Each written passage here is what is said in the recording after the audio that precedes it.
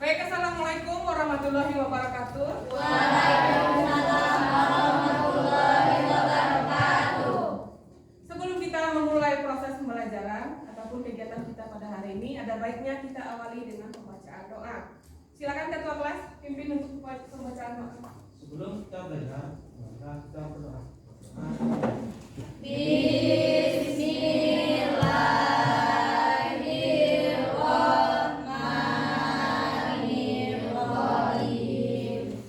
Rabbi sholli sadri wa yassir li amri wahlul 'uqdatam min lisani yafqahul qawli. Rabbi zidni ilma warzuqni fahman. Amin.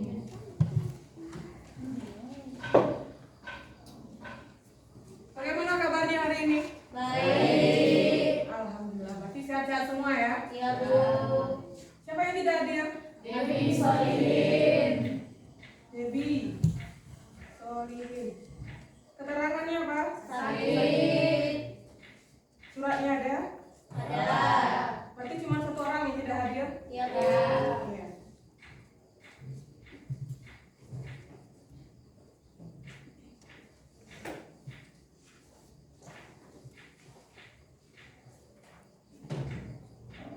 Pada pertemuan minggu kemarin, kita sudah membahas materi keanekaragaman hayati. Iya, masih ingat? Nah, apa yang kita bahas minggu kemarin? Gen.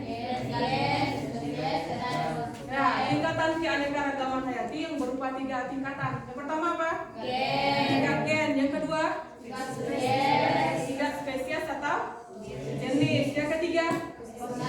Tingkat ekosistem. Yang gen apa? Adalah keanekaragaman yang dapat ditemukan di antara organisme dalam satu spesies. Ya, keanekaragaman yang ditemukan di antara organisme dalam satu spesies. Itu yang tingkat gen. Contohnya seperti apa? Jeruk. Bisa, mawar, bisa. Nah, kacang juga bisa ya, kalian lihat contohnya. Yang tingkat ekosistem, yang spesies.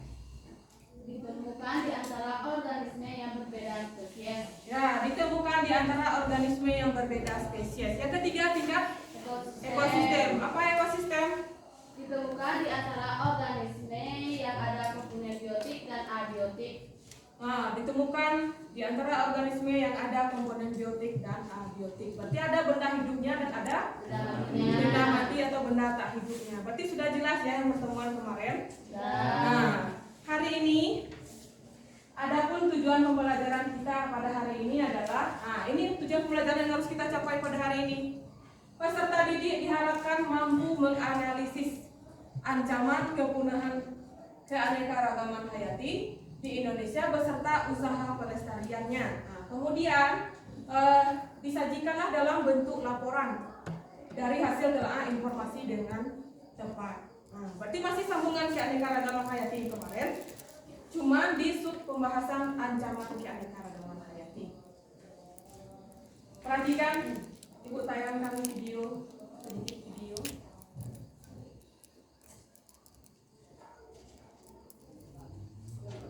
Masih saya bagian jelaskan dalam Kompas Aceh. Saudara, keberadaan orang Sumatera mulai terancam punah di Provinsi Aceh. Penggunaan orangutan disebabkan kerusakan hutan perburuan liar dan alih fungsi hutan menjadi lahan perkebunan. Satwa yang dilindungi negara ini mulai terancam punah. Pasalnya, habitat mereka terganggu oleh aktivitas merusak hutan, perburuan liar serta alih fungsi hutan menjadi lahan perkebunan. Dengan adanya Undang-Undang Perlindungan Satwa Nomor 5 Tahun 1990 tentang konservasi sumber daya alam hayati dan ekosistemnya, seharusnya orangutan terlindungi dari kepunahan.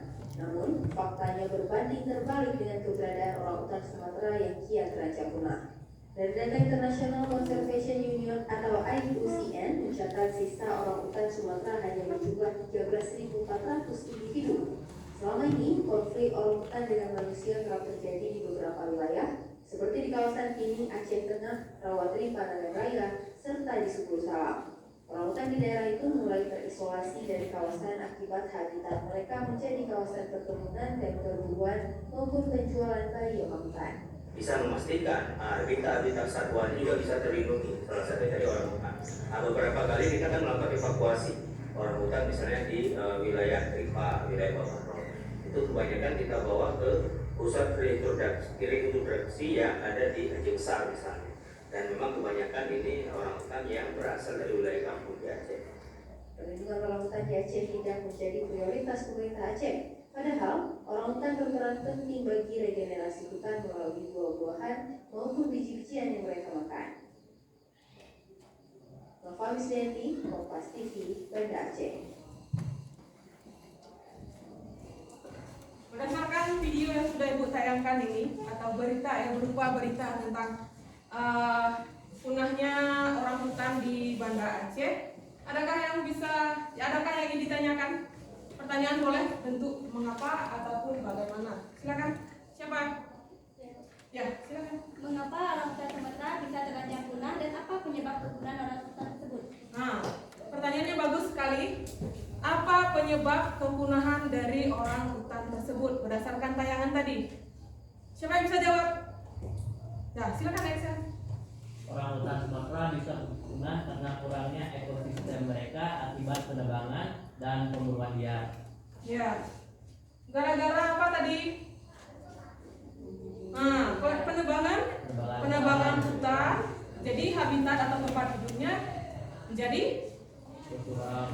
berkurang. Jadi dia tidak bisa mencari makanan untuk sehari-harinya secara luas lagi, sudah terbatas karena sudah dialihfungsikan dari hutan ke perkebunan atau lahan pertanian.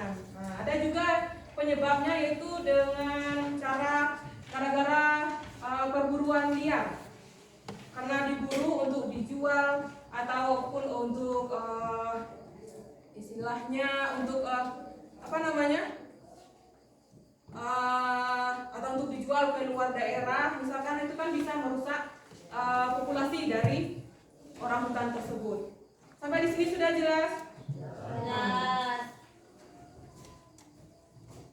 Baik, materi yang akan kita bahas pada hari ini sesuai dengan tujuan pembelajaran yang sudah Ibu tayangkan tadi adalah ancaman.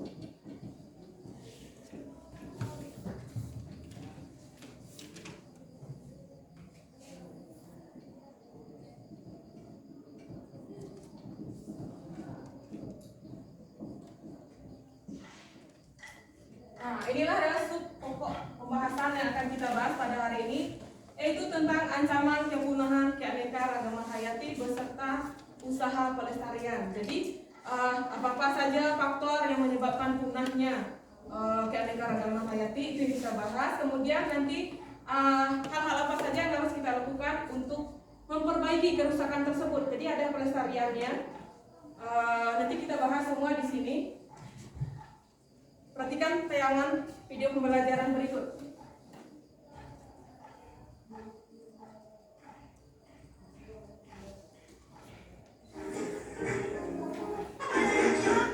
Untuk video kali ini kita akan membahas mengenai ancaman dan upaya pelestarian keanekaragaman hayati. Yang pertama itu ada ancaman keanekaragaman hayati, di mana yang pertama itu ada hilangnya habitat. Lahan tumbuhan dan hewan semakin sempit digunakan sebagai lahan permukiman. Kemudian yang kedua, pencemaran alam, air dan udara.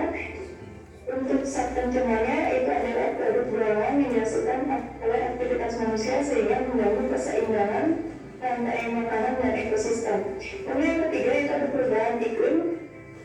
Ada pencemaran CO2 itu dapat menyebabkan efek rumah kaca sehingga suhu bumi meningkat dan kutub es mencair. Kemudian dengan adanya kutub es mencair ini, air laut pun menjadi naik. Dengan fenomena ini membuat laut. Kemudian ada eksploitasi tanaman dan hewan. Dengan adanya eksploitasi cara berlebihan ini dapat menyebabkan punahnya spesies. Kelima, adanya spesies pendatang. Maksudnya spesies dari luar itu sangat membuat spesies yang lokal itu akan terancam. Karena spesies lokal itu termasuk ke dalam spesies langka. Kemudian yang keenam, industrialisasi pertanian dan hutan.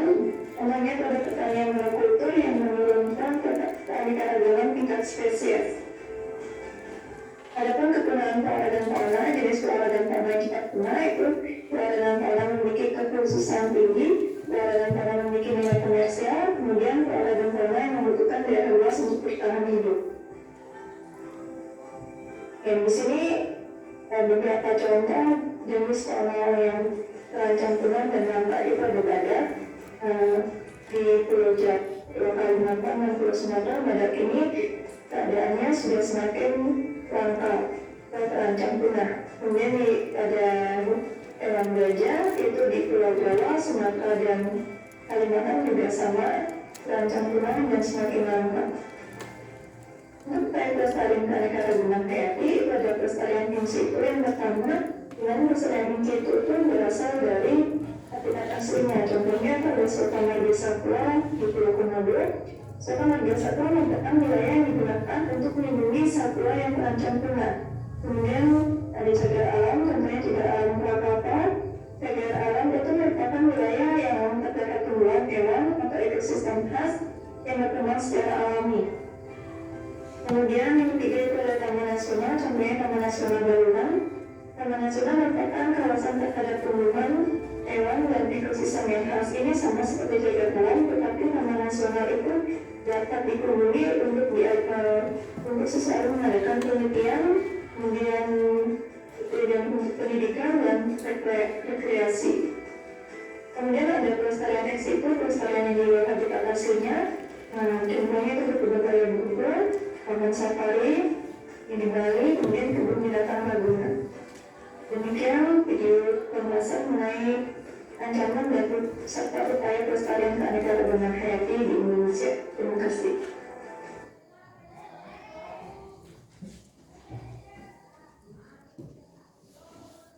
Nah, sudah disaksikan tadi?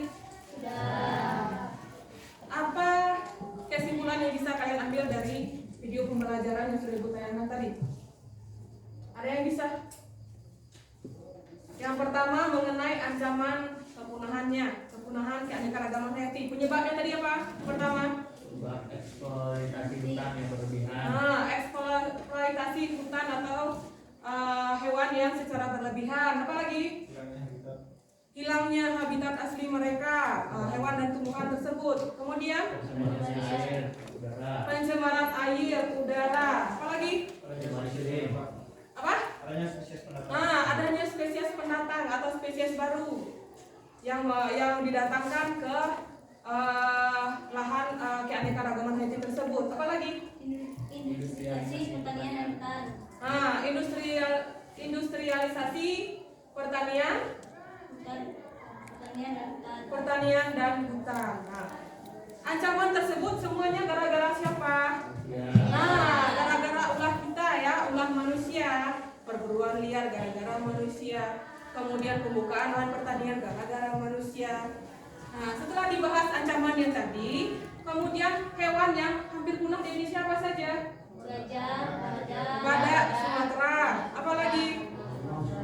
Harimau Sumatera. Apalagi? Apa? Orangutan. Apalagi?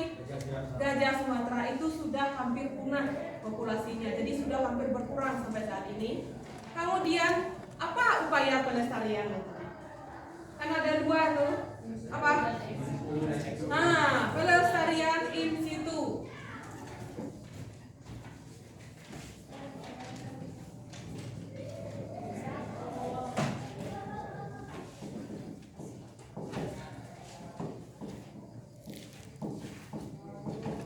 Ada pelestarian in situ dan pelestarian ex situ. In situ apa? Adalah perlindungan jenis tanaman dan hewan di habitat aslinya. Ya. In artinya apa? Di dalam. Di dalam. Berarti perlindungan atau pelestarian di dalam habitat asli. Kalau yang ex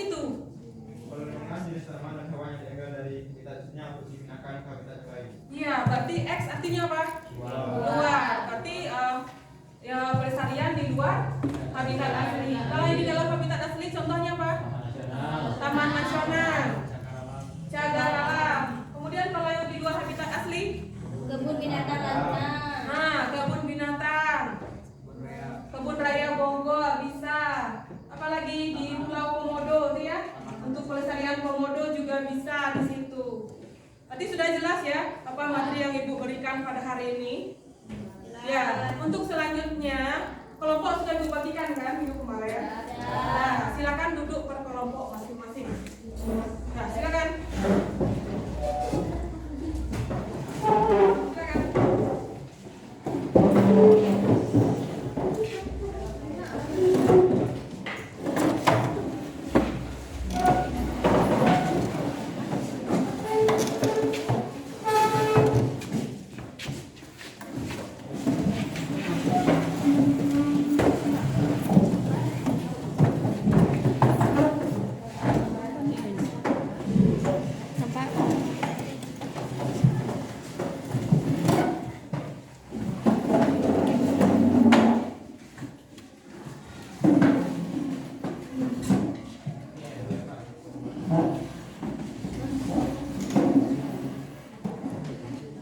Sudah duduk di kelompok masing-masing.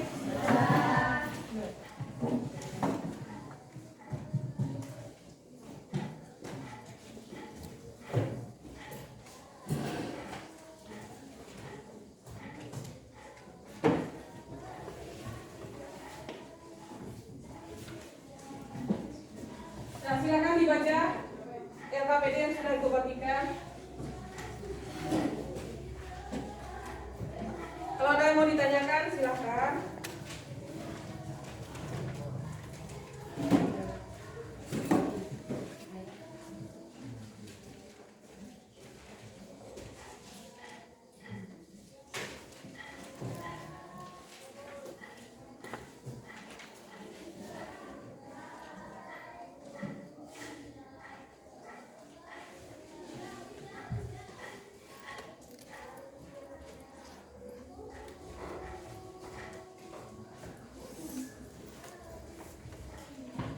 Ada yang mau ditanyakan?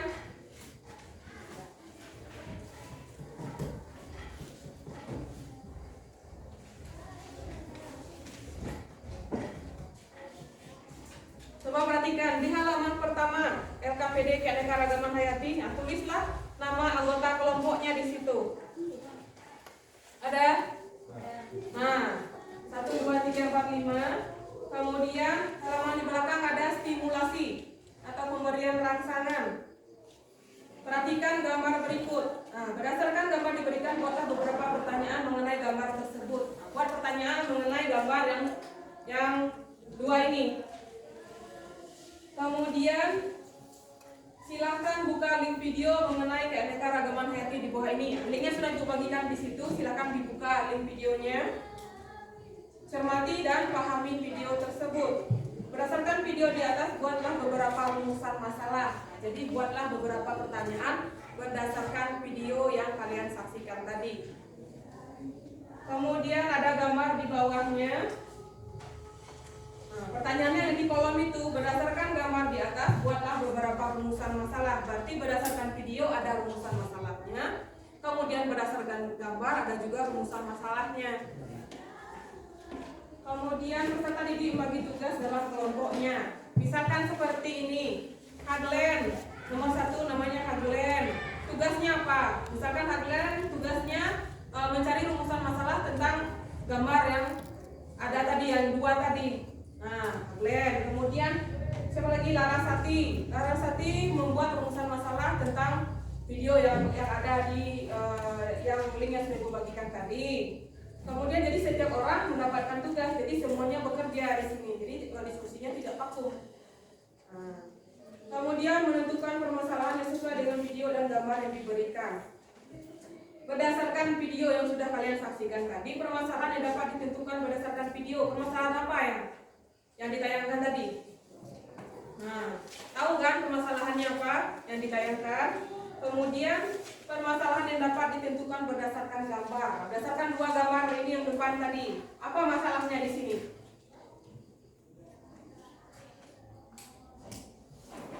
Kemudian apa lagi nih? Buat rumusan hipotesis atau dugaan sementara dari permasalahan tersebut. Hipotesis untuk permasalahan ditentukan pada video. Berarti dugaan sementara berdasarkan video itu apa? Itu hipotesisnya. Kemudian penyelidikan dan pengumpulan data. Apa masalahnya? Kemudian permasalahan video apa yang terjadi di videonya, kemudian yang terjadi pada gambar, kemudian mengembangkan hasil karya. Ada ancamannya. Pertama tadi apa berdasarkan gambar? Ancaman? Pemburuan liar. Perburuan liar di situ masalahnya ya. Upaya pelestariannya apa? Supaya tidak terjadi perburuan liar tersebut. Upaya pelestariannya apa?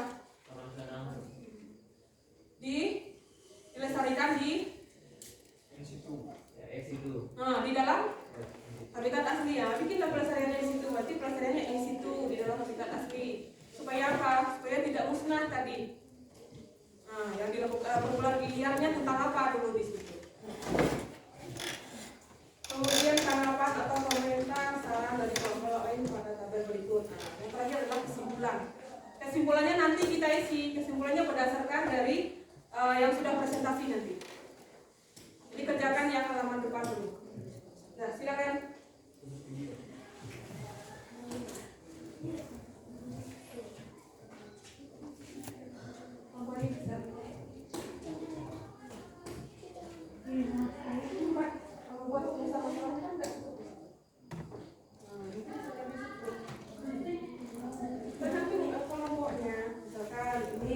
Tugasnya apa? Ini membuat rumusan masalah, jadi cepat. Sekarang waktunya cepat. Coba bagi.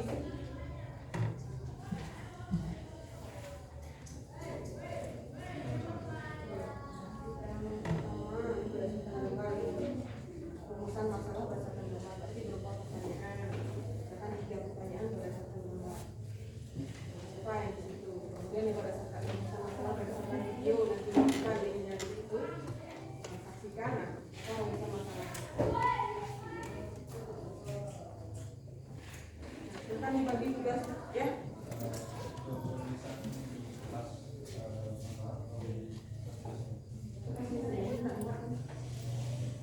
Terus dibagi tugasnya.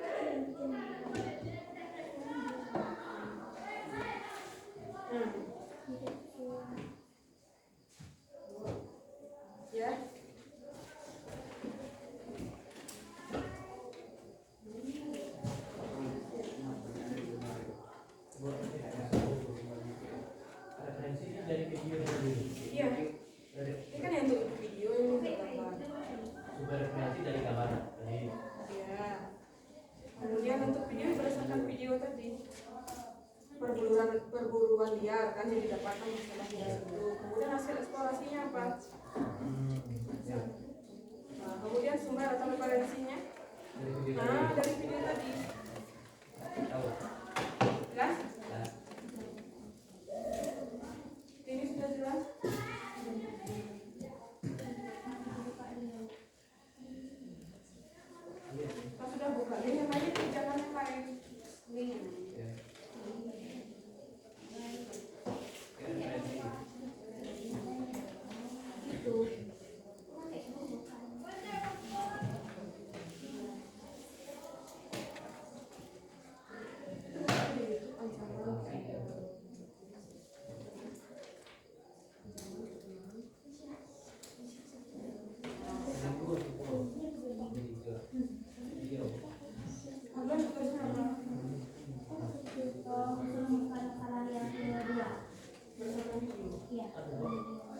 yang berdasarkan gambar sudah. Bagian penelitian ada di bagian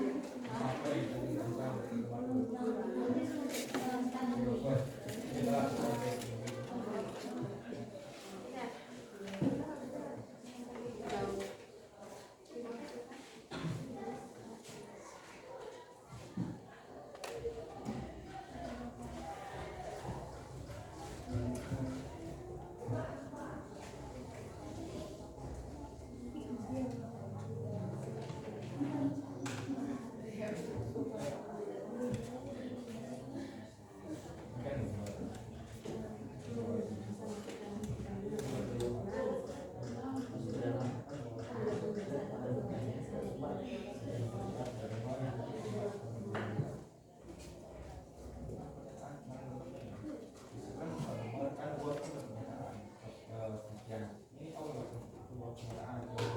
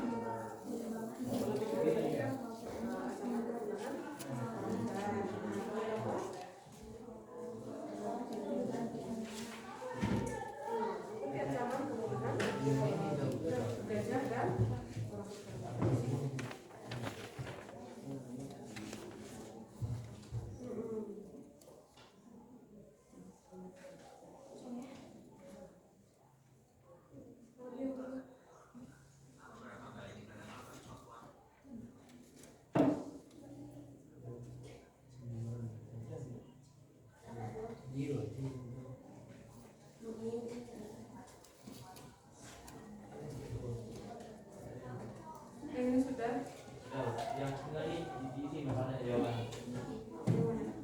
Masalah jawaban di sini. Nah, setelah eksplorasi Sudah.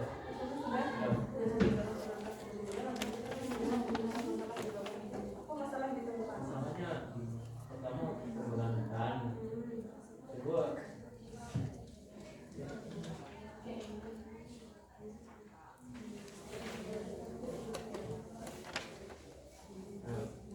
Pertama apa?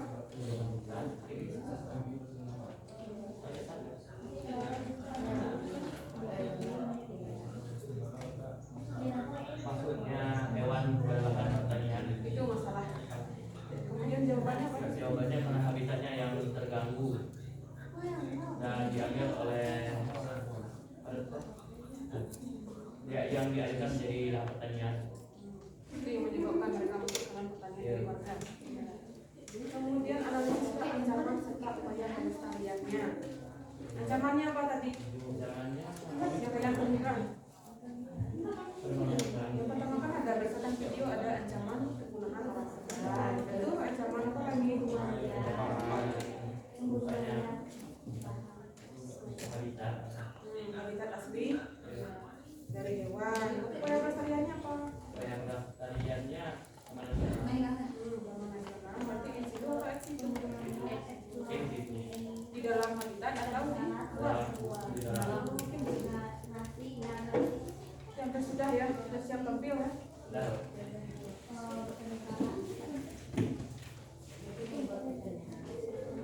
Sudah. Eksplorasi perkembangan dari soal tadi.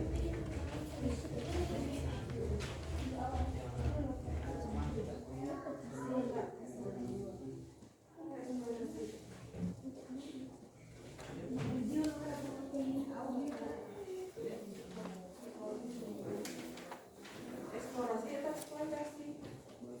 Eksplorasi secara berlebihan. Ya.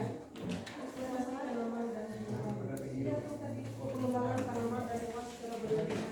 Artinya tanaman atau hewan yang baru sehingga tanaman tua dan lama yang beradaptasi di situ tidak bisa beradaptasi karena kalah dengan yang penanam baru gitu istilahnya. Sudah siap.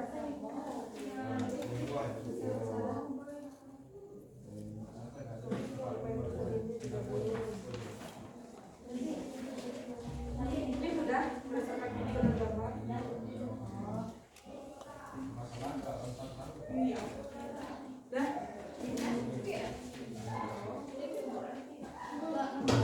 Apalagi yang belum.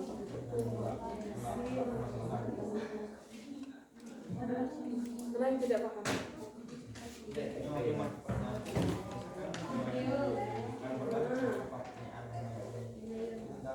Setelah kita menyaksikan gambar ini gambar wajah ya.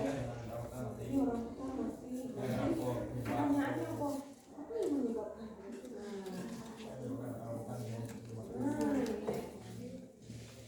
Kemudian faktor apa saja yang mempengaruhi? Kok bisa? Selain itu berbilang faktor apa saja? Ini sudah berdasarkan video tadi siapa? Dah? Iya.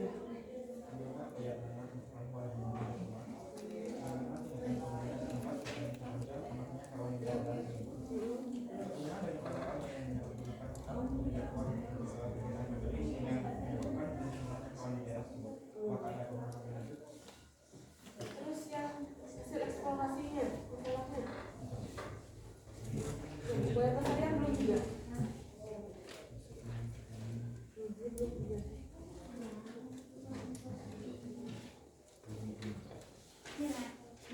Silakan manfaatkan media ya, gadget kalian untuk mencari atau menggali berbagai informasi mengenai LKPD yang Ibu bagikan tadi.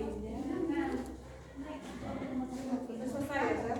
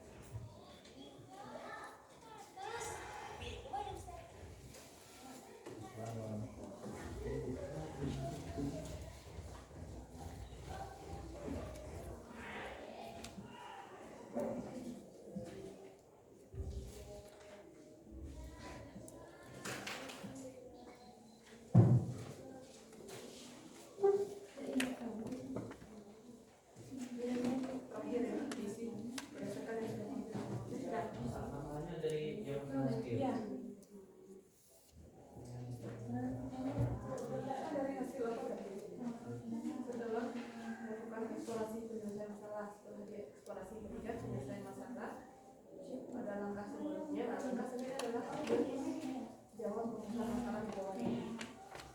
Apa rumusan masalahnya?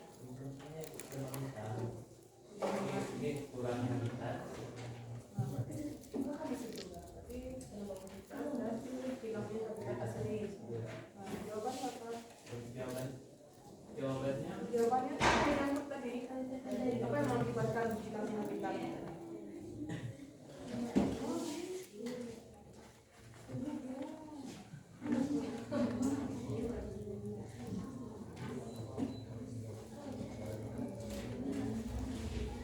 Iya,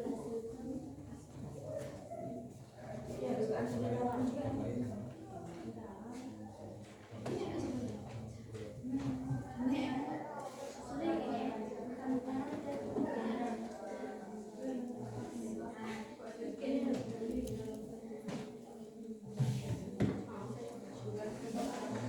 Kita menemukan masalahnya itu ada dugaan sementara dulu. Oh, berarti itu perdugaan kita sementara. Baru nanti ditemukan masalah intinya. Oh, berarti penyebab dari kejahatan itu gara-gara apa tadi kejahatan aslinya jadi hak karena ada di sebelumnya. Kita ditemukan masalah yang sebenarnya.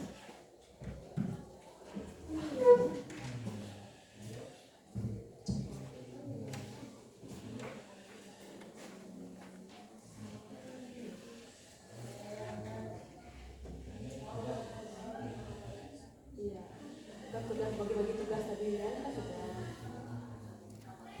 Ini berdasarkan video ya. Oh, lupa.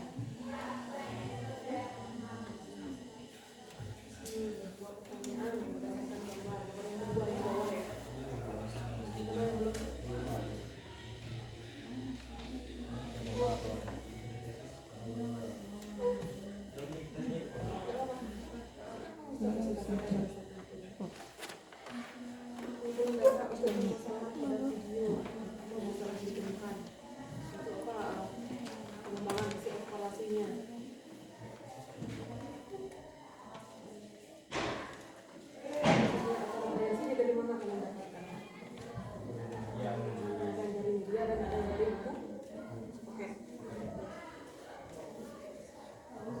Sudah?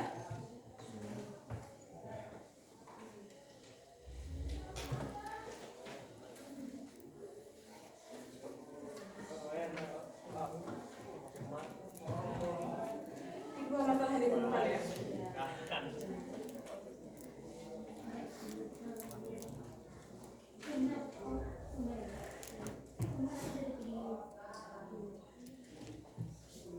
Ya, referensinya dari mana tadi? Masalah yang kita dapatkan tadi referensinya dari mana? Ada yang dari media, ada yang dari internet. Tuliskan di situ referensinya dari. Ini sudah. Apa lagi yang belum nih? Sakit. Sudah. Iya, apa masalah ditemukan? Ada berdasarkan hasil eksplorasi dulu. Nah, berdasarkan untuk saksi apa masalah?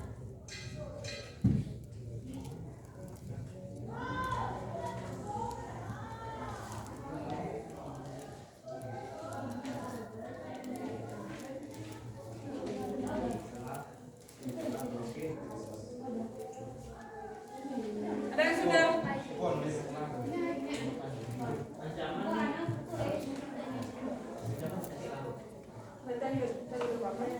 Ancaman yang ditentukan berdasarkan gambar, video, kita yang tadi ancaman apa yang ada di sini?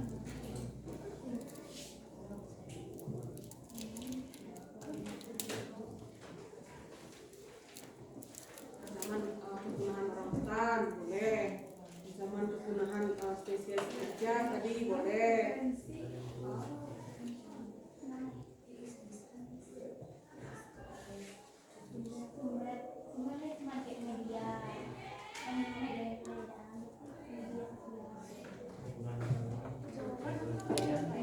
Pelestariannya seperti apa? Di situ di dalam habitat aslinya, di situ di luar habitat.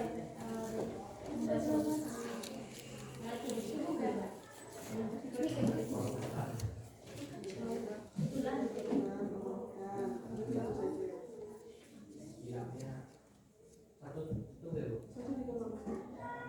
Kalau Di antara keturunan orang hutan, apa pelestarian yang dilakukan? Di situ di dalam habitat asli dilestarikan. Dengan cara apa? dengan taman nasional.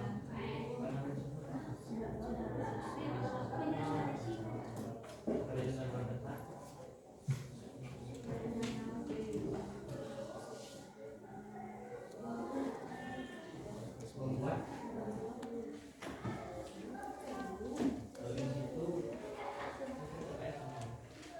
Itu di dalam habitat asli apa yang kita buat di situ supaya dia bisa dilestarikan? Ya dilestarikan di tanah. Apa? Di situ kan.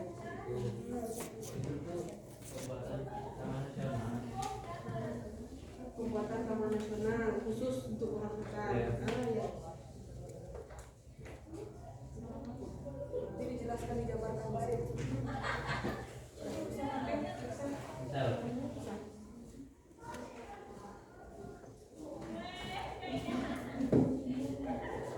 Baik, sambil melanjutkan tugas yang Ibu bagikan tadi, sambil mengerjakan tugas, silakan menyimak presentasi dari kelompok yang akan tampil. Nah, silakan kelompok 3 Excel ya perwakilannya.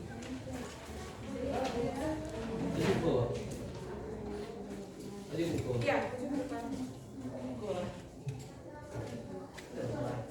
Nah, sini.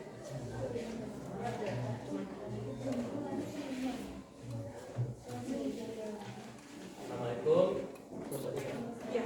Assalamualaikum. Saya dari kelompok 3 ingin memaparkan masalah dan ingin memaparkan analisis yang telah kami lakukan. Pertama dari video yang telah diberikan oleh Ibu, kami telah menyimpulkan masalah hasil eksplorasi dan sumber referensi. Masalahnya kerusakan ekosistem dan habitat hewan yang menyebabkan kepunahan orangutan ini.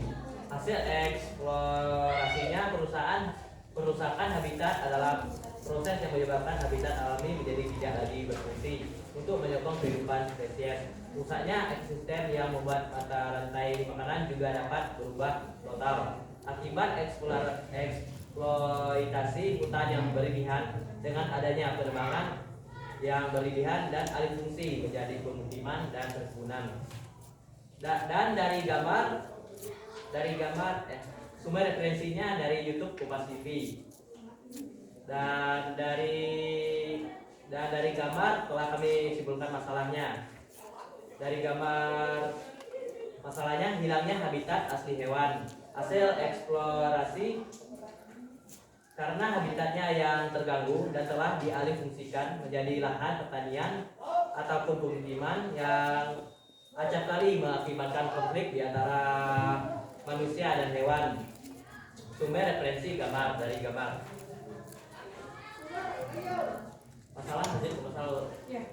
Masalahnya rusaknya habitat hewan. Jawabannya karena eksploitasi hutan yang berlebihan dari penebangan hutan dan menjadi perkebunan ataupun pemukiman yang merusak habitat.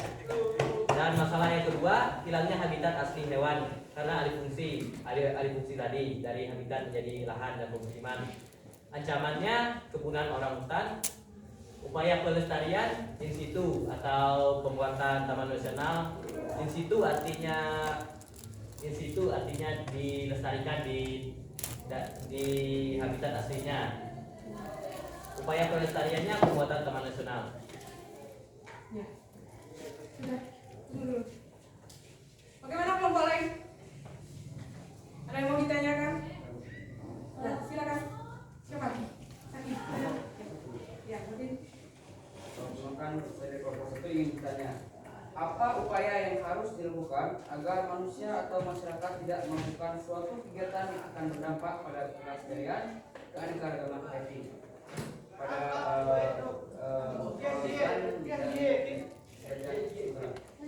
ya, yang harus dilakukan utamanya harus dilakukan oleh pemerintah, harus membuat suatu cagar alam atau taman nasional untuk melindungi hewan-hewan tersebut. Contohnya bisa bisa di in situ atau di ex situ, bisa dilestarikan di kawasan tersebut atau di tempat tersebut, atau dibuat pembentukan taman nasional supaya ada yang mengawasi, ada yang mengawasi hewan-hewan tersebut. Berdasarkan video yang diberikan oleh Ibu tadi tentang orangutan di Aceh itu terdapat pada Taman Nasional, tetapi masih juga terjadi kepunuhan. Jadi masalah intinya dari manusianya, maka pemerintah harus melakukan sosialisasi kepada masyarakat untuk mengerti pentingnya ekosistem dan habitat hewan, dan hewan-hewan yang dilindungi dan tidak boleh dieksploitasi, tidak boleh diburu.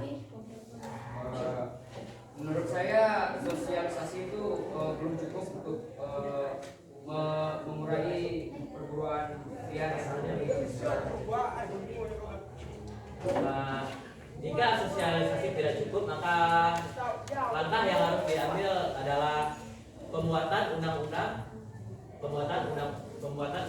yang melindungi hewan yang terancam punah tersebut.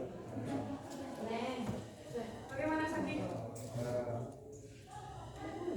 Sudah, berarti membuat peraturan yang lebih kuat, misalkan undang-undang apabila masyarakat tidak mentaati, misalkan, atau tidak melindungi hewan atau orang hutan yang hampir punah tadi, nanti ada sanksi yang diberikan oleh pemerintah. Ada lagi yang mau ditanyakan? Ya, silakan kan berdiri.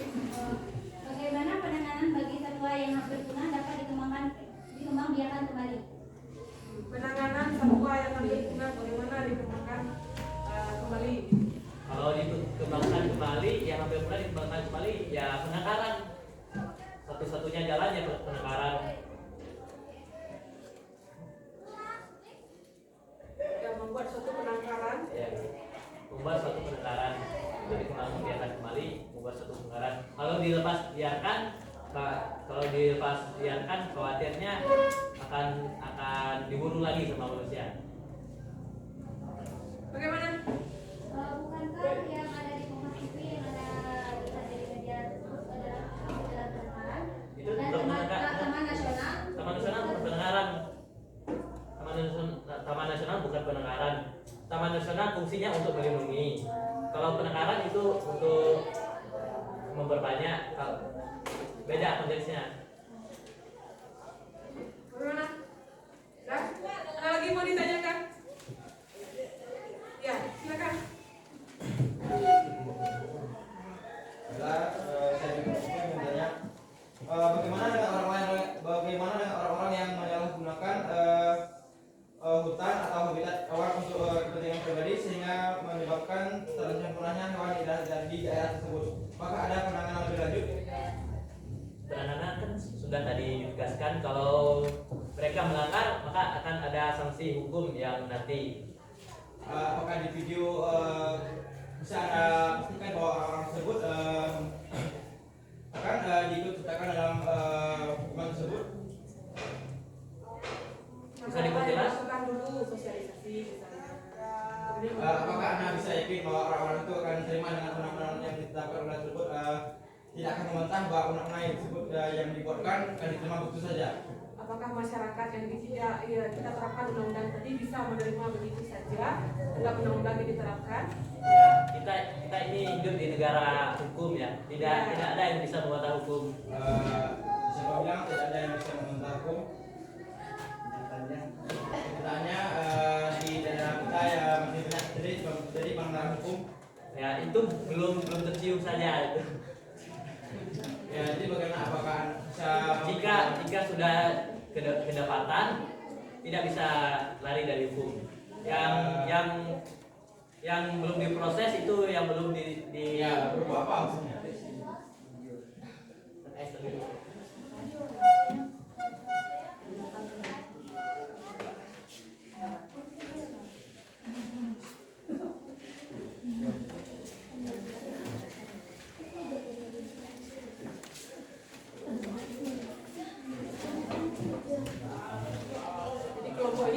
referensi yang kuat ya. Ya. Punya sumber yang kuat. Karena jelas sepertinya begitu. Iya. Saudara, hukum penerbangan hutan dengan dari penerbangan hutan. Karena saya tadi melihat di video ada undang-undang tertentu nomor 5. Ya, Ya, undang nomor jadi 5. hukum yang dimaksud apa? Hukum yang dimaksud itu apa? Oke, video tadi itu. Ya di video tidak dijelaskan hukum apa tersebut. Apakah akan ada hukuman mati? Tidak, tidak mungkin untuk penerbangan kalian. Oke, video tadi itu.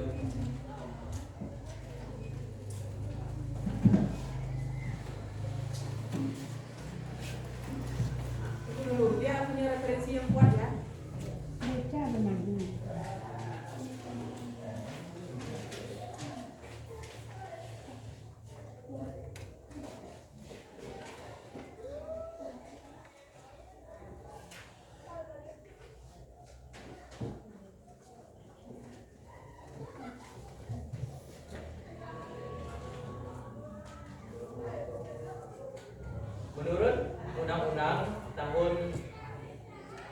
Menurut Undang-Undang Kehutanan Nomor 5 Tahun 1967, hutan ialah suatu lapangan pertumbuhan pohon-pohon yang secara keseluruhan merupakan persekutuan hidup alam hayati, serta alam lingkungannya dan ditetapkan oleh pemerintah sebagai hutan.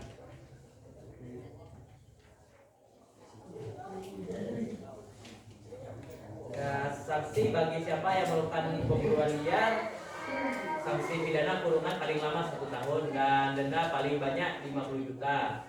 Dan untuk penebangan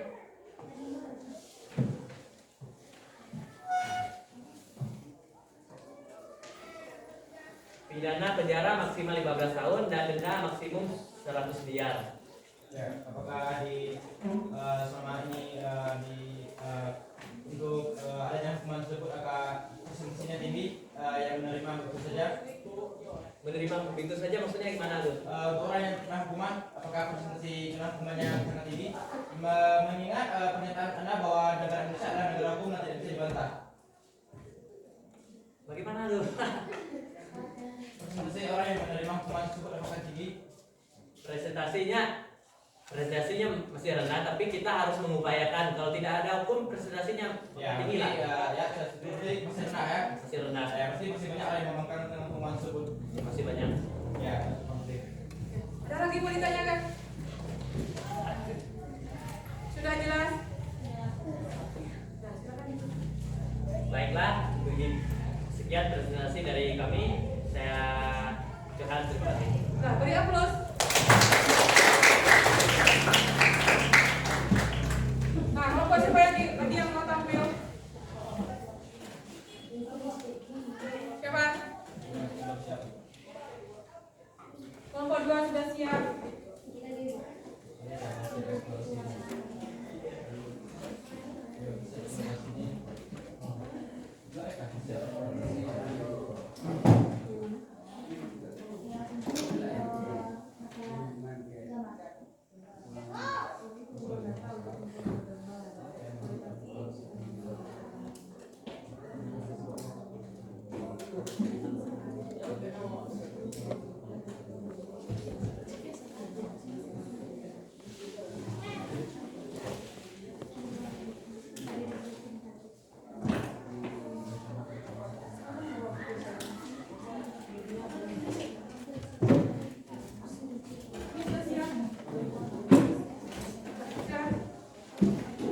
Nah, perhatikan kelompok 2 akan presentasikan hasil analisis dari yang mereka temukan.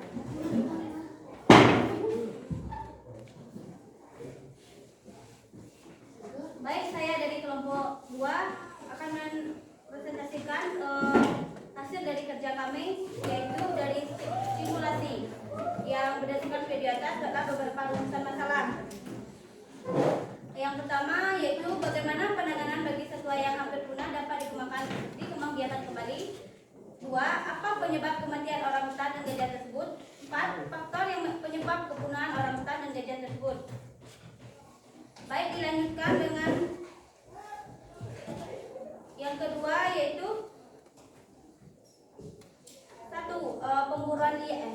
Mengapa orang hutan menjadi hewan yang terancam punah? 2. Bagaimana cara mencegah dari satwa hewan tersebut? Dilanjutkan dengan mengorganisasi masalah. Menentukan permasalahan yang sesuai dengan video dan gambar yang diberikan. Permasalahan yang dapat ditentukan berdasarkan video yaitu 1. Mengapa orang hutan menjadi hewan yang terancam punah? 2. Permasalahan yang ditentukan berdasarkan gambar. Apa penyebab hilangnya habitat dari satwa yang hampir punah? Setelah saya bacakan kembali. 3. Coba buatlah rumusan hipotesis atau dugaan sementara dari permasalahan tersebut, yaitu dikarenakan dirusak oleh manusia, eksploitasi besar-besaran, pemburuan dan penebangan hutan sehingga habitat bagi orang hutan menjadi terancam dan tingkat kepunahan orang hutan tersebut menjadi tinggi. Dilanjutkan dengan penyelidikan dan pengumpulan data. A. Pengumpulan data untuk permasalahan pada video. Masalahnya adalah pemburuan liar yang besar-besaran. Hasil eksplorasi adalah menjadi lahan perkebunan atau masalah reproduksi. Sumbernya adalah YouTube Kompas TV. Pengumpulan data untuk permasalahan pada gambar, yaitu eksploitasi tanaman dan hewan. Banyaknya tumbuhan baru yang bisa membuat kurang atau hilangnya tanaman dan hewan yang lama. Sumbernya yaitu YouTube Kompas TV. Baik, dilanjutkan dengan mengembangkan hasil karya, yaitu dari permasalahan yang kami kembangkan, hampir punahnya orang hutan atau satwa liar. Jawabannya dengan membuat taman nasional sehingga ada yang mengawasi agar tidak terjadi eksploitasi besar-besaran. Kemudian analisis ancaman serta upaya pelestariannya. 1. Hilangnya habitat. Upayanya adalah menghentikan pembukaan lahan pertanian. 2. Adanya spesies pendatang. Diupayakan dengan mengontrol perpindahan dengan memasukkan ke situs ex situ. Yang ketiga, industrialisasi pertanian dan hutan. Upayanya adalah tidak berlebihan dalam melakukannya. Setelah saya sampaikan dari kelompok 2, apakah dari kelompok lain ada yang ingin ditanyakan? Silakan. Adakah langkah preventif untuk mencegah kepunahan? Langkahnya yaitu dengan penjagaan atau taman nasional, atau kita gunakan satwa marga satwa. Yang saya maksud langkah preventif. Jelaskan dulu apa bisa jadi saya tidak paham apa itu langkah preventif. Gunakan bahasa yang sederhana.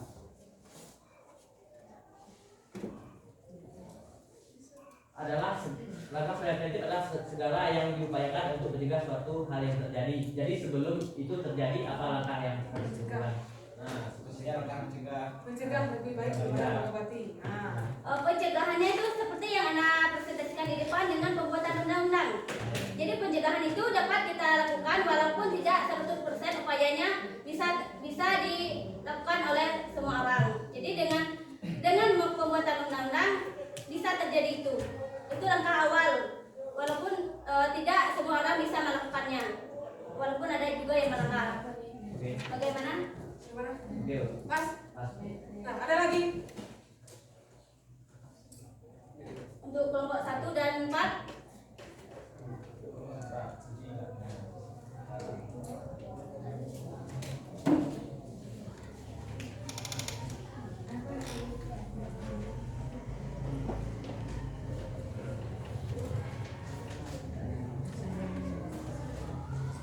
Ada lagi dari kelompok lain? Silakan.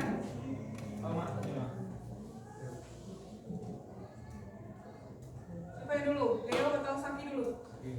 Leo. Apakah tidak ada yang ingin bertanya? Ya, ada. Ada katanya. Saya beri waktu beberapa menit karena kita mengejar kesetiaannya. Ini yang presentasi agak keras ya. Dikasih waktu beberapa menit, silakan. Baik, kepada kelompok 1 atau 4, tidak ada pertanyaan? 1 menit. menit mulai dari sekarang.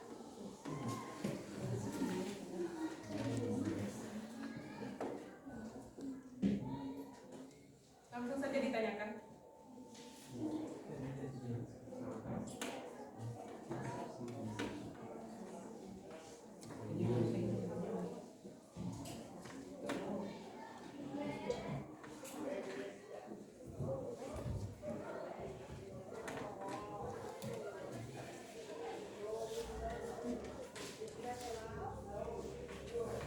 Baik, dari kelompok 1. Saya wakil kelompok 1, saya ingin bertanya, bagaimana cara agar orang hutan Aceh dan gajah Sumatera dapat terlindungi atau tidak terancam punah? Sesuai dari pertanyaan Anda, bagaimana supaya tidak terancam? Bukan? Apakah begitu? Terlindungi atau tidak? Kita menggunakan Taman Nasional. Anda sudah jelas? Taman Nasional adalah sebagai upaya untuk kita mencegah kepunahan tersebut dan terlindungi dari masyarakat luar. Nyatanya pada setelah dibuat taman nasional masih saja terjadi yang namanya perluasan lahan atau perburuan liar. Berarti penggunaan konservasi in situ atau taman nasional masih kurang efektif untuk membuat satwa-satwa tersebut terlindungi atau tidak terancam punah.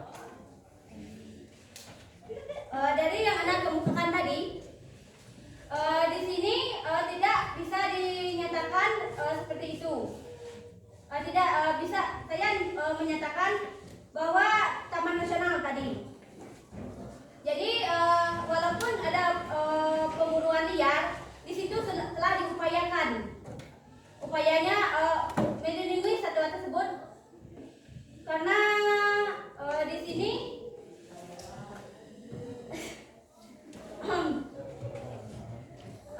kan menggunakan Taman Nasional tadi telah dibuatkan undang-undang, tapi nyatanya manusia yang membangkang. Usahanya telah dibuatkan oleh pemerintah, tetapi kitanya yang hanya bisa memburu dan memburu. Kita tidak menuruti peraturan yang telah dibuat. Tidak adakah upaya lain supaya lebih membuat satwa-satwa tersebut terlindungi atau tidak terancam punah? Contohnya seperti kebun binatang bisa. Setelah dikembangbiakan di situ, maka akan ada taman nasional yang mungkin bisa ditempatkan di taman nasional yang telah disediakan oleh pemerintah. Dari kebun binatang yang telah dikembangbiakan seperti orang hutan langsung dipindahkan ke taman nasional. Jadi kalau dikembangkan secara taman nasional kan katanya diburu secara besar-besaran bukan? Jadi untuk penanganan awalnya kita lanjut dengan kebun binatang dahulu. Kita dan untuk setelah di kebun binatang lanjut ke taman nasional. Karena apa? Karena kalau dilanjutkan dengan taman nasional dahulu, maka pemburuan akan menjadi tidak bisa dibatasi. Contohnya saja pada di Aceh, populasi orang hutan lebih dari 13.000. Bagaimana cara orang hutan tersebut dapat dikembangkan pada kebun binatang? Dengan menempatkan satu tempat. Tempatnya itu tidak kecil tetapi besar. Yang Anda lihat kan hanya sebagian kecil dari yang kita lihat. Tetapi di balik itu semua masih banyak tempat. Ya, tadi Anda bilang kan upaya yang harus dilakukan binatang tersebut dimasukkan ke kebun binatang dulu baru dimasukkan ke taman nasional. Menurut saya itu tidak lazim atau tidak masuk akal karena 13.000 itu bukan jumlah yang sedikit. Anda tahu tidak masuk akal. Jadi upaya yang Anda sebutkan salah. Anda sudah tahu, tetapi jawaban yang Anda inginkan adalah jawaban Anda sendiri, bukan jawaban saya. Bukan, saya sudah tahu itu dari awal. Makanya saya sebutkan Taman Nasional. Taman Nasional telah dibuat undang-undang. Jadi Anda mengatakan bahwa pemburuan liar di sini telah dijelaskan ada beberapa pihak yang tidak ingin mengikuti peraturan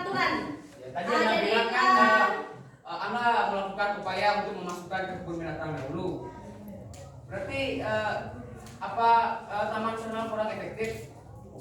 Apa yang membuat apa upaya yang lebih efektif lagi? Menurut saya upaya yang Anda sebutkan tadi terlalu tidak masuk akal. Ya, mungkin ada kelompok lain yang bisa menambahkan. Excel, Leo. Pertanyaan Saki, apakah bisa spesies orang hutan yang 13.000 itu dikembangbiakkan di kebun binatang terlebih dahulu baru dimasukkan ke Taman Nasional? Ya, apakah bisa seperti itu ataukah langsung dikembangbiakkan di Taman Nasional? Dengan cara apa? Nah, upaya apa yang harus kita lakukan di situ? Ya, tinggal dibahas saja banyak belum menetap. Ya, silakan Excel.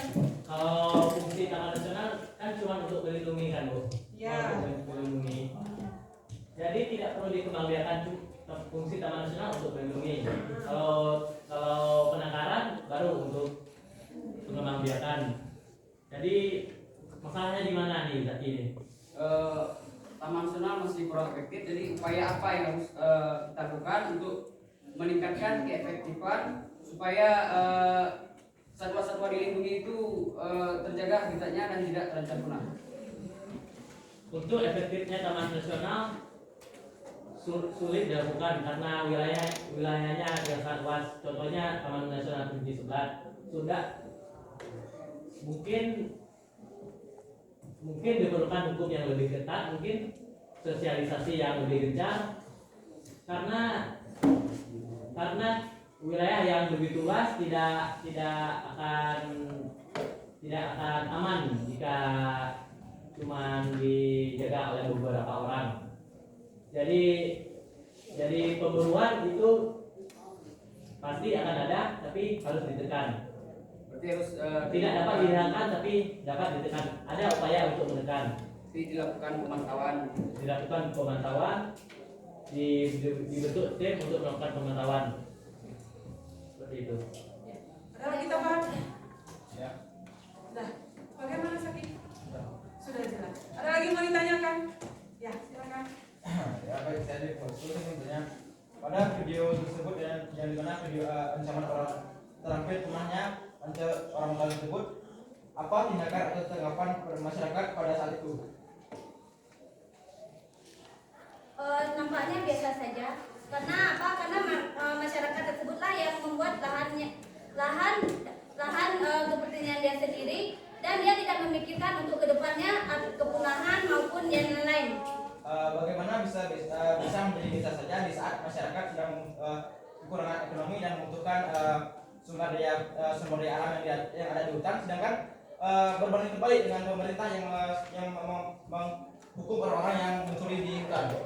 Apakah tidak ada perdebatan lebih lanjut? Mungkin ada. Mungkin ada. Bisa diulangi yang Ya, tentunya pada video tersebut apa tindakan atau tanggapan masyarakat pada saat itu? Seperti ini ya. Pada saat itu kan orang hutan lebih terjadi di Aceh. Dan ada beberapa orang yang kekurangan ekonomi. Tentunya dia akan menggunakan lahan hutan tersebut akan menjadi lahannya tersebut. Sedangkan pemerintah menetapkan undang-undang tidak boleh terhadap punahnya hewan tersebut dan menamakan dia. Apakah tidak ada perdebatan tentang itu? mungkin Karena menyebutkan tadi saya mengatakan bisa saja di mananya. Jika tidak boleh mengambil hasil dari hutan, bagaimana dengan keadaan ekonomi masyarakat tersebut? itu yang dipikirkan orang-orang. Dia harus memilih dua opsi. Dia harus memikirkan untuk kelanjutan hidupnya atau dengan untuk dia membiarkan keberlangsungan hewan lain.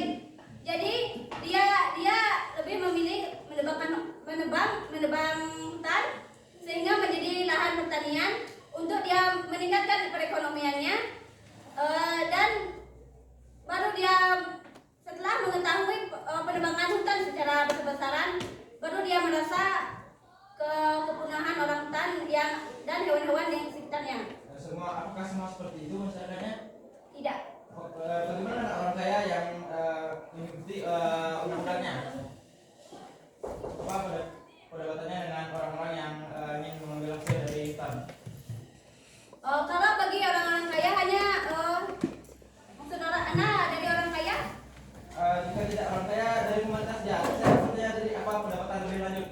antara orang-orang yang ingin menaikkan ekonominya atau menstabilkan ekonominya dengan pemerintah yang mementingkan tidak punahnya orang-orang tersebut.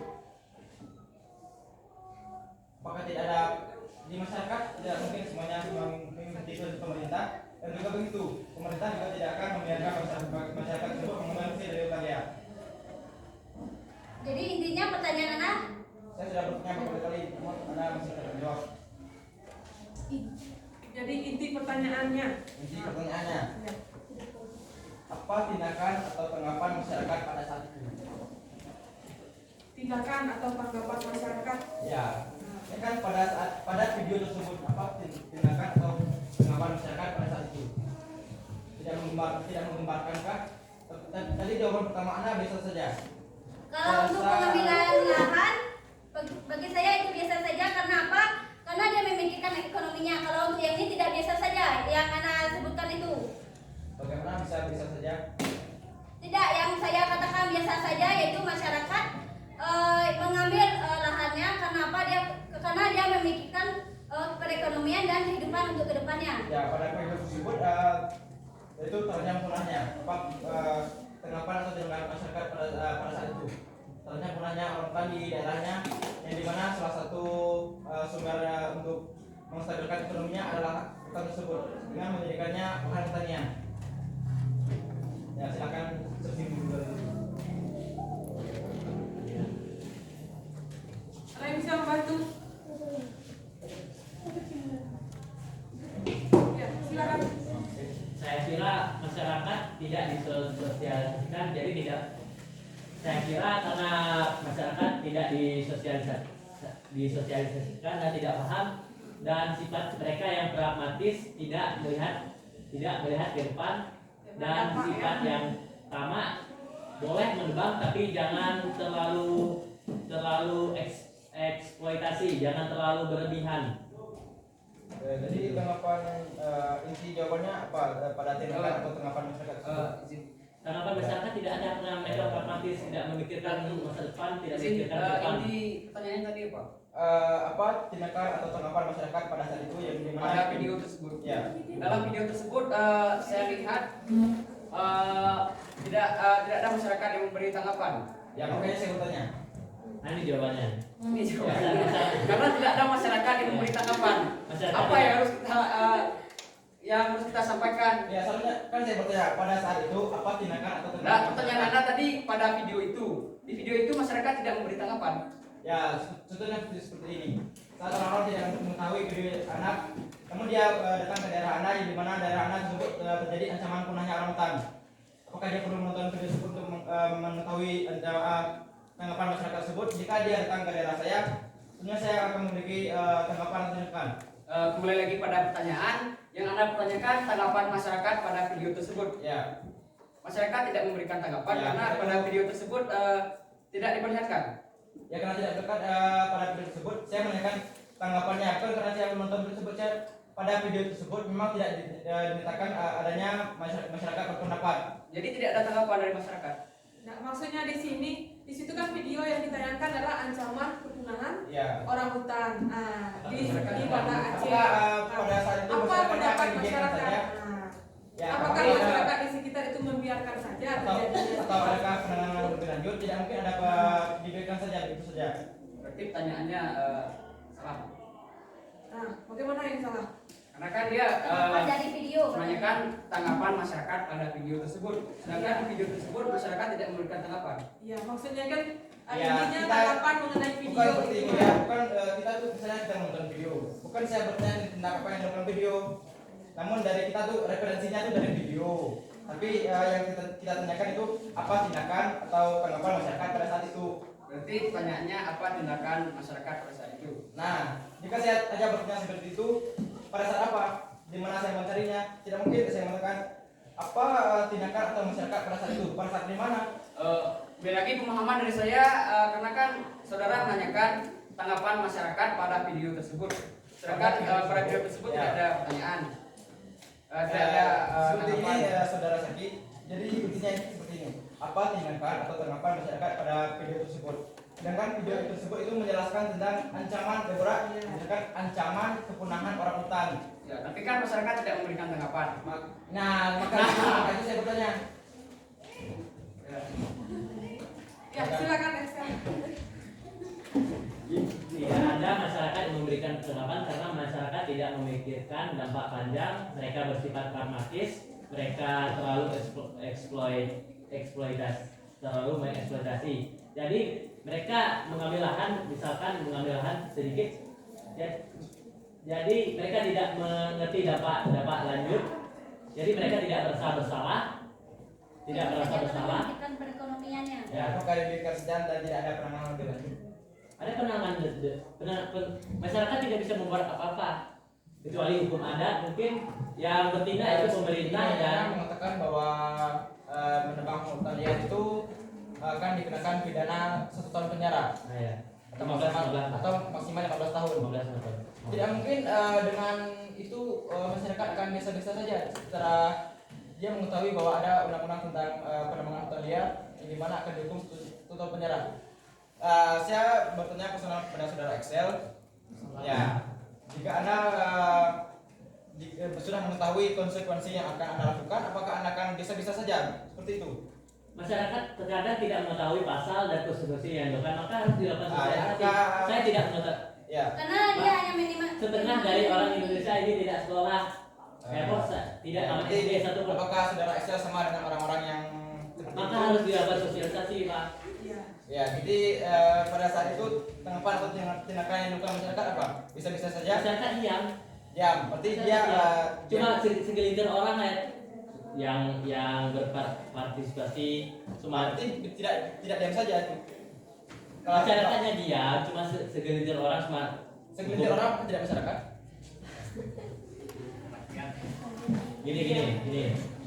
Maksud Anda tadi penebangan hutan dilarang. Ya. Silakan masyarakat membutuhkan, Bisa saja. membutuhkan. Sedangkan jawabannya yang menyebabkan perubahan habitat itu eksploitasi besar-besaran dari perusahaan, dari korporat besar. Masyarakat ini tidak tahu menahu. Banyak masyarakat yang tidak tahu menahu karena sifat pragmatis mereka, mereka tidak mengetahui dampak ke depan, mereka tidak mengetahui hukum, maka harus disosialisasikan. Dari mana Anda mengetahui bahwa masyarakat tersebut tidak mengetahui adanya kepunahan, sedangkan tingkat kepunahannya itu hampir tinggi, di mana tersisa 13.400 orang hutan di sana, yang akan bisa jadi kedepannya itu akan meningkatkan potensial untuk terjadinya ancaman. Sudah saya bilang tadi, mereka itu pragmatis, mereka hanya memikirkan diri mereka, tidak memikirkan. Berarti maksud Anda saudara Excel, semua orang di Aceh ini tidak takut kepada hukum dan hanya memikirkan pragmatis itu diri sendiri. Bukan itu maksudnya. Mereka tidak mengetahui, mereka pragmatis, mereka tidak mengetahui masa depan. Jadi mereka menganggap semua orang juga menebang hutan. Jadi mereka tidak merasa bersalah.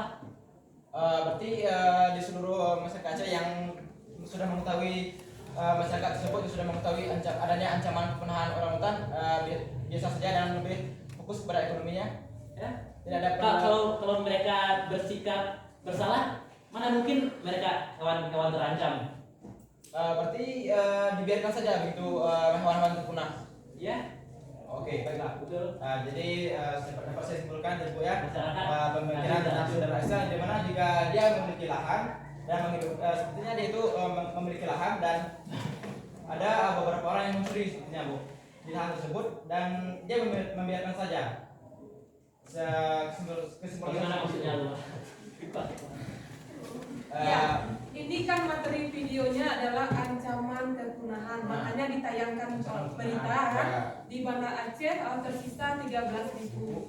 Nah, maka dicarilah persoalannya tersebut, dampak dari orang hutan kenapa? Alasan pertamanya. Kalau masyarakatnya tidak sadar dengan akibatnya, mereka tidak menebang hutan. Iya, yang pertama itu kan karena ada kurangnya pemahaman tadi, kurangnya adanya sosialisasi dari pihak pemerintah ataupun pihak kehutanan ataupun perkebunan yang berkecimpung dari dunia itu ke masyarakat. Kadang ada sebagian masyarakat yang mengerti akan atau peduli akan lingkungan, kan ada sebagian masyarakat yang tidak tidak peduli, yang cuma mementingkan haknya saja atau ekonominya saja. Jadi opini Ella terbalik, saudara Axel. Terbalik gimana?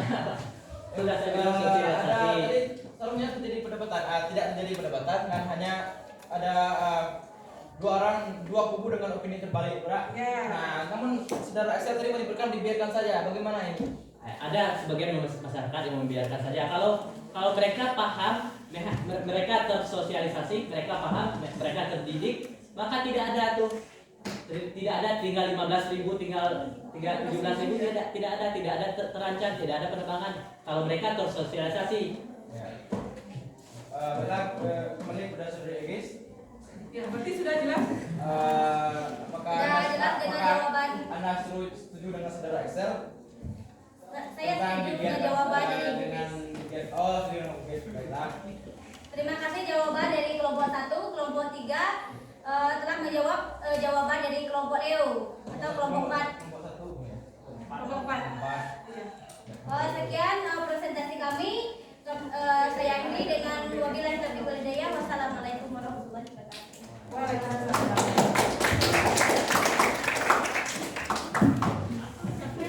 Ya, diskusi yang sangat hangat ya, yang penuh pro dan kontra.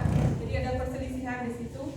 Yang ini meminta penjelasan seperti ini, yang ini menjelaskan seperti ini. Nah, itulah yang Ibu harapkan pada pertemuan kali ini. Karena kan Ibu menggunakan PBL. Tahu PBL?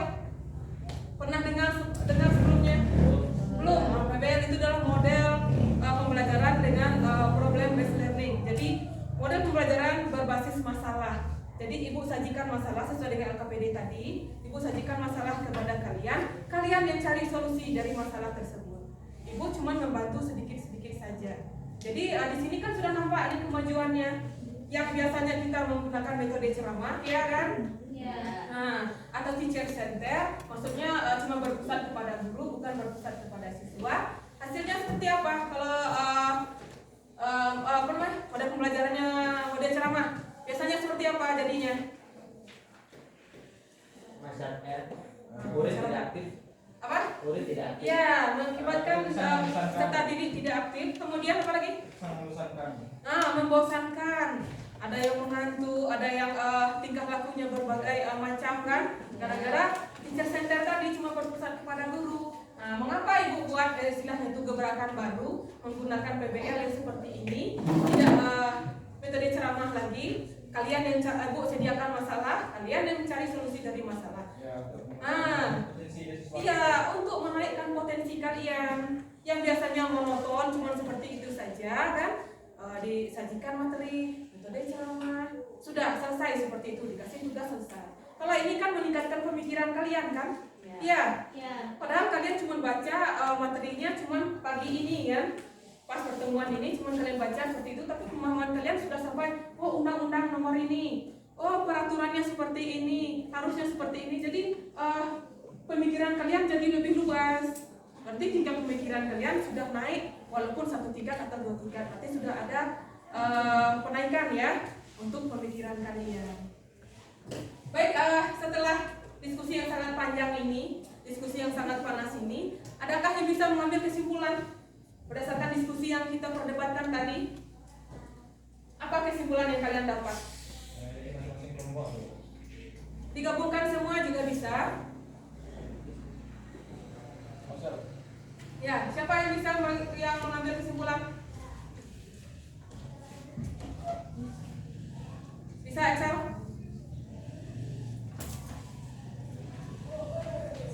Ya, silakan Saki. Silakan. Ya, menarik kesimpulan berdasarkan diskusi kita tadi.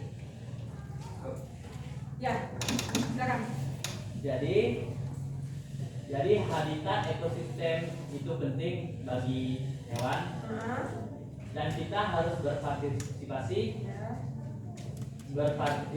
dalam melindungi hewan-hewan tersebut dengan tidak menebang hutan secara berlebihan, tidak mencemari lingkungan dan tidak memburu, dan kita ikut mensosialisasikan pada teman, pada kawan untuk untuk tidak bersikap pragmatis dan bersikap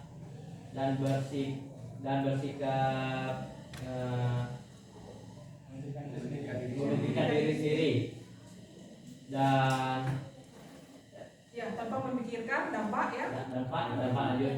Nah, dampak yang terjadi terhadap lingkungan. Materinya apa tadi? Keanekaragaman. Nah, dampak yang terjadi terhadap lingkungan keanekaragaman hayati. Baik, sudah jelas semuanya? Sudah. Baik, selanjutnya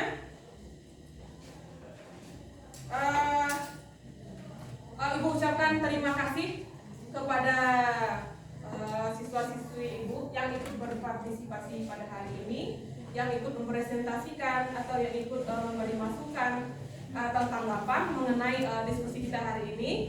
Silakan kita beri aplaus terlebih dahulu. Ya, kegiatan selanjutnya adalah refleksi. Pernah dengar refleksi? Apa itu refleksi? Apa? Pencerminan diri.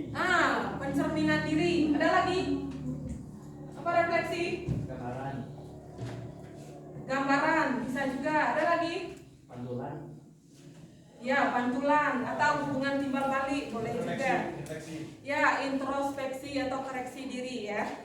Jadi Ibu ajukan sedikit pertanyaan mengenai kegiatan kita pada hari ini. Pertanyaan pertama adalah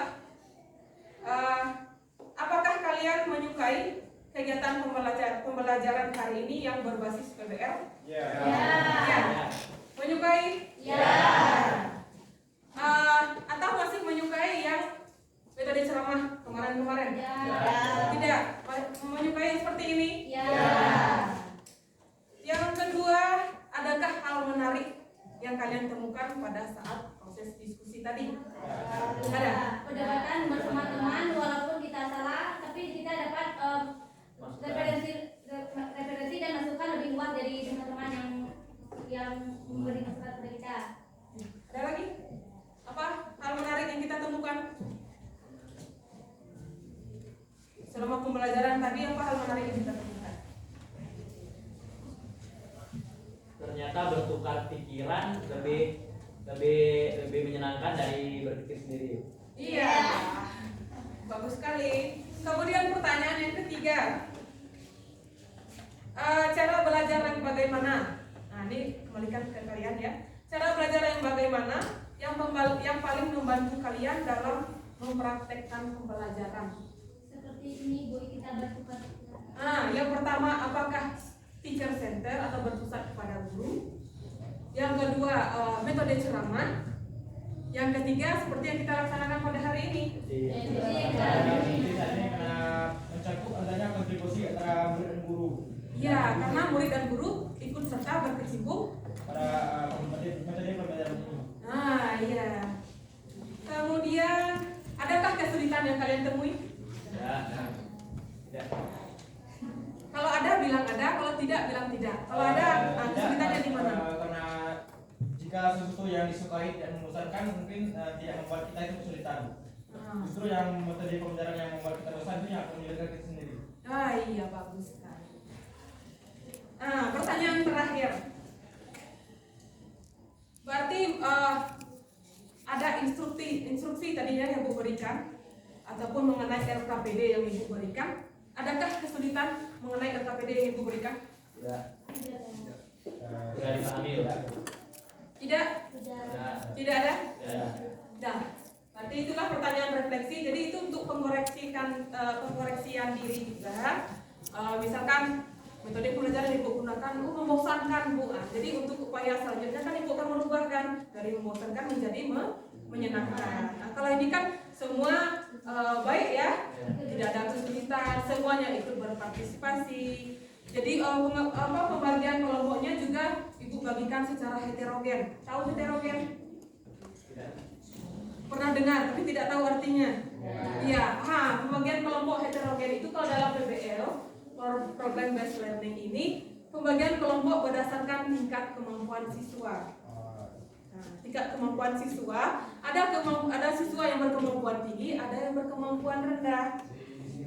Ya, diseimbangkan. Kalau andai kata nanti ibu masukkan dalam satu kelompok siswa berkemampuan rendah semuanya, otomatis diskusinya tidak jalan, vakum kan jadinya. Nah, itu makanya ibu bikin heterogen, bukan ibu bikin homogen. Heterogen itu kan ada komponen yang kemampuan tidak tinggi dan komponen tidak rendah.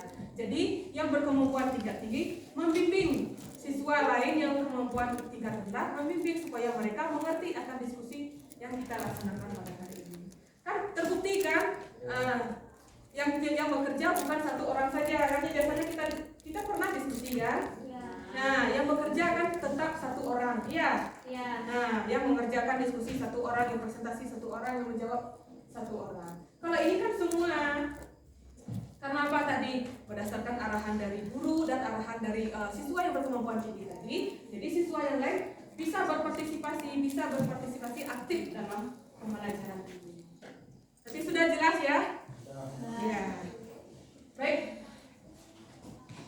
Untuk minggu depan, pembelajaran minggu depan kita masih di bab keanekaragaman hayati. Karena di sini di bab keanekaragaman hayati masih ada 9 kali pertemuan yang seharusnya kita sudah melaksanakan 4 kali pertemuan. Ini pertemuan keempat. Nah, yang selanjutnya kita akan mempelajari tentang manfaat keanekaragaman hayati. Ini kan upaya pelestarian sudah, tingkatan sudah, ancaman sudah. Sekarang manfaatnya lagi. Apa manfaat keanekaragaman hayati dalam kehidupan kita sehari-hari? Apakah manfaatnya baik atau manfaatnya buruk yang kita peroleh? Itu yang akan kita bahas pada pertemuan minggu depan. Baik, sampai di sini ada yang mau ditanyakan? Sudah jelas semua? Sudah. Demikianlah pertemuan kita pada hari ini. Sebelum kita akhiri, kita melakukan kegiatan berdoa dulu ya sebelum kita mengakhiri pembelajaran. Jadi kita bersyukur terhadap Allah bahwa kegiatan kita berjalan dengan lancar. Silakan pimpin doa ketua kelas.